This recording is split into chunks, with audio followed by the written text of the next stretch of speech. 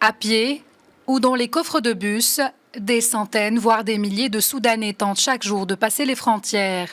En ce début mai, ils sont au moins 20 000 à avoir trouvé refuge dans un camp de fortune dans le village tchadien de Koufroun, selon le HCR. Ils arrivent pour la plupart les mains vides. D'autres portent péniblement quelques biens, quelques vivres, en progressant sous une chaleur écrasante. L'ONU estime à 800 000 le nombre de personnes qui pourraient fuir le pays. La communauté internationale, elle, s'alarme d'une situation humanitaire qui vire à la catastrophe. Les combats se déroulent dans seulement 3 des 26 États du Soudan. Il s'agit du Nord Kordofan, du Darfour et de Khartoum.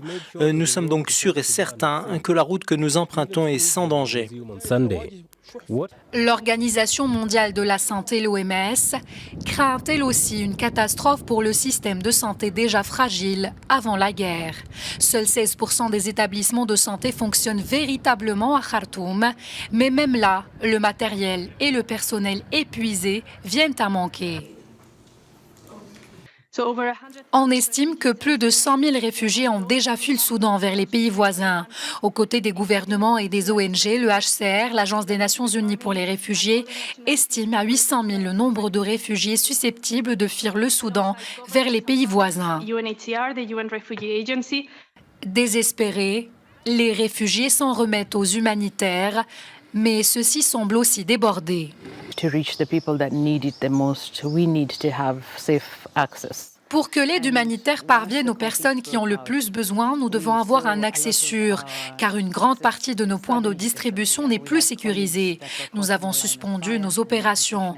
Nos agents et bénévoles n'arrivent plus à faire correctement leur travail, car la situation est dangereuse pour leur vie. Nous sommes en train de voir avec nos partenaires comment nous réorganiser et comment assurer la sécurité de nos équipes. Au-delà de Khartoum, le chaos a emporté le Darfour Ouest, où même les civils participent désormais aux violences selon l'ONU, évoquant une centaine de morts depuis la semaine dernière, lorsque les combats ont débuté dans cette région déjà marquée par une sanglante guerre civile dans les années 2000.